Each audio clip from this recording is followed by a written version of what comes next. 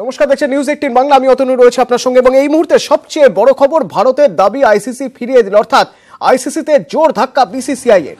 পাকিস্তানকে একঘরে করার প্রস্তাব দেওয়া হয়েছিল বিসিসিআই এর তরফে, সেই প্রস্তাব আইসিসি নাকচ করে দিয়েছে।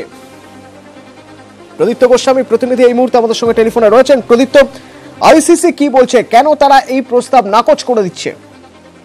দেখো অতনু, এটা বিসিসিআই এর কাছে হয়তো খানিকটা জোর ধাক্কা বোধহয় বলা যায় না, কারণ তারা এটা প্রত্যাশাই তাদের ছিল যে এরকমই কিছু একটা আসতে চলেছে। তোমার মনে থাকবে পুলওয়ামার ঘটনার পর যখন সারা দেশ জুড়ে পাকিস্তান বয়কটের, বিশ্বকাপের পাক বয়কট যখন প্রবলভাবে আলোচনা চলছে, জল্পনা চলছে, তখন সেই মুহূর্তে বিনোদনীরা একটা বৈঠক করেছিলেন বিসিসিআই এর সিইও অর্থাৎ নিরপেক্ষ প্রশাসকরা, এবং তারপরই একটি ইমেল পাঠানো হয় আইসিসি কে, যেখানে পরিষ্কার সন্ত্রাসে মদদ দেওয়ার জন্য পাকিস্তানের কথা উল্লেখ করা হয় এবং আইসিসির কাছে ভারতীয় বোর্ড হস্তক্ষেপ চায় যে সন্ত্রাসে যে সমস্ত দেশ মদদ দিচ্ছে তাদের যেন ক্রিকেট বিশ্বে একঘরে করা হয়। যদিও এই মেল পাঠানোর পরও ক্রিকেট কূটনীতিতে প্রথম পদক্ষেপেই কোনো নজিরবিহীন কোনো সাফল্য আসবে এমন আশা ভারতীয় বোর্ডের ছিল না। আইসিসির যে 4 দিনের বৈঠক ছিল দুবাইয়ে, গত দুদিন সেই এক্সিকিউটিভ কমিটি বৈঠকে শনিবার এই প্রসঙ্গ ওঠে যে বৈঠক চেয়ার করেছিলেন আইসিসি চেয়ারম্যান শশাঙ্ক মনোহর। ভারতের তরফ থেকে উপস্থিত ছিলেন, প্রতিনিধিত্ব করেছেন কার্যনির্বাহী সচিব অমিতাভ চৌধুরী।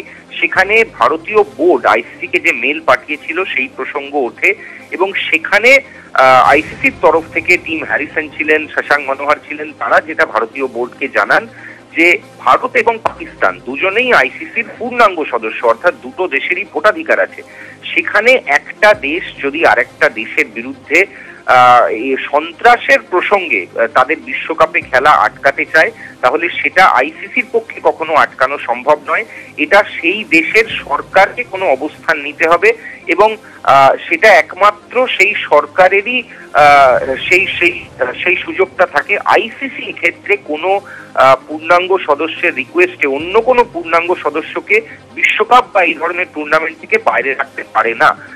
এই কথা জানার পরই ভারতীয় বোর্ডের তরফ থেকে কিন্তু এই মুহূর্তে তোড়জোড় শুরু হয়ে গেছে। বোর্ডের একজন কর্তা, নাম প্রকাশে অনিচ্ছুক, তিনি যেটা জানিয়েছেন যে এবার বিসিসিআই আবার আইসিসির এই বৈঠক থেকে যে নির্যাস বেরিয়ে এসছে সেটা সরকারের কোর্টে তুলে দেবে। হয়তো আগামী সপ্তাহে বিনোদ রায়রা ফের কোনো বৈঠকে বসতে পারেন এবং তারপরই দিল্লিকে জানিয়ে দেওয়া হবে যে আইসিসিতে প্রাথমিক যে মেল পাঠানো হয়েছিল তার কি উত্তর এসছে, এবং সেই অনুযায়ী ভারতীয় বোর্ডও কিন্তু এই মুহূর্তে বলতে পারো খানিকটা নিজেদের অবস্থান বাঁচানোর একটা চেষ্টা করে যাচ্ছে। তারা কোনো সরাসরি সিদ্ধান্তের পথে হাঁটছে না, তারা সরকারের নির্দেশের দিকেই আবার হয়তো তাদের কোর্টে বল ফেরত পাঠাবে। এখন সরকার সরাসরি এই বিষয়ে কোনো হস্তক্ষেপ করবে কিনা সেটা এখনো স্পষ্ট নয়।